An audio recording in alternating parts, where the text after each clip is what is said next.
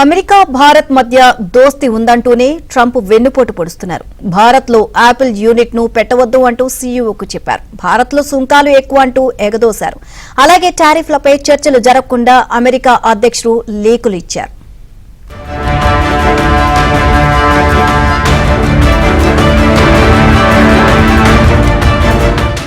Qatar వేదికగా భారత్ పై America అధ్యక్షుడు Donald Trump తన అక్కసు వెళ్లకక్కారు. భారత్ లో యాపిల్ సంస్థను విస్తరించొద్దని ఆ సంస్థ సీఈఓ టిమ్ కుక్ కు సూచించారు. అమెరికా చైనా దేశాల మధ్య టారిఫ్ల యుద్ధం కారణంగా దిగ్గజ సంస్థ యాపిల్ ఇప్పుడు ప్రత్యామ్నాయ మార్గాలను వెతుకుతోంది.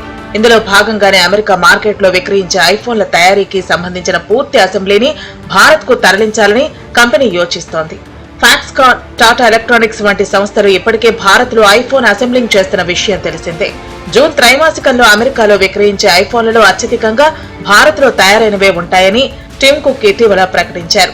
ఐపాడ్స్, మ్యాక్బుక్, యాపిల్ వాచ్లు, ఎయిర్ పాడ్స్ వంటి ఉత్పత్తులను మాత్రం వియత్నాం నుంచి దిగుమతి చేసుకోవాలని యాపిల్ భావిస్తోంది.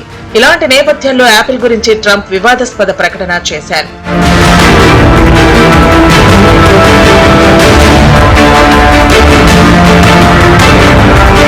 ట్రంప్ కోసం ఎమిర్ ఆఫ్ ఖతార్ దోహాలో ప్రత్యేకంగా విందు ఏర్పాటు చేసింది. ఈ విందుకు హాజరైన యాపిల్ సీఈఓ టిమ్ కుక్ తో డొనాల్డ్ ట్రంప్ సమావేశమయ్యారు. ఈ సందర్భంగా భారత్ లో యాపిల్ సంస్థను విస్తరించొద్దని సూచించారు. ఫలితంగా అమెరికాలో ఉత్పత్తి పెంచేందుకు యాపిల్ అంగీకరించినట్లు ట్రంప్ తెలిపారు.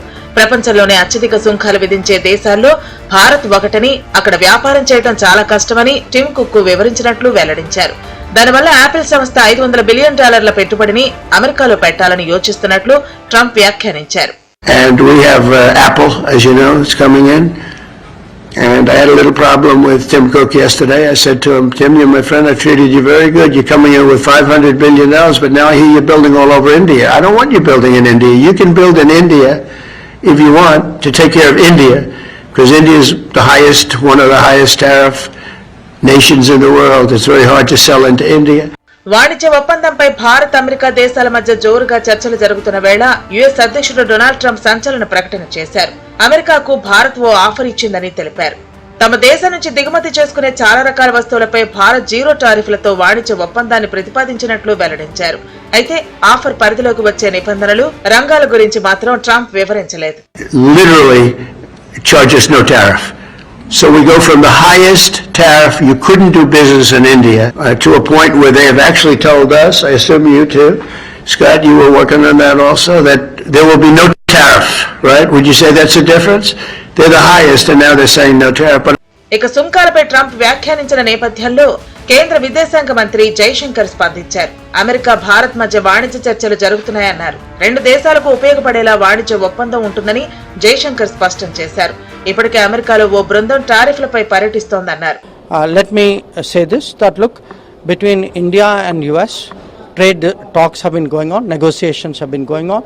In fact, we have, I think a team is just going at this point. These are very complicated negotiations. They are very intricate. Nothing is decided till everything is. But any trade deal has to be mutually beneficial. మరోవైపు America అధ్యక్షుడు Donald Trump ను Asia కుబేరుడు ముఖేష్ అంబానీ దోహాలో కలిశారు. కాగా Reliance వ్యాపారాలకు America అధ్యక్షుడి నిర్ణయాలతో ముడిపడి ఉంది. గతేడాది వెనిజువెలా నుంచి ముడి చమురు దిగుమతిని పునః ప్రారంభించడానికి అమెరికా నుంచి రిలయన్స్ మినహాయింపులు పొందింది.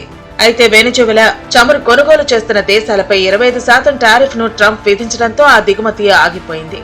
రష్యా నుంచి ముడి చమురును రిలయన్స్ దిగుమతి చేసుకుని పెట్రోల్ వంటి ఇంధనాలు తయారు చేసి వాటిని అమెరికాకు విక్రయిస్తోంది.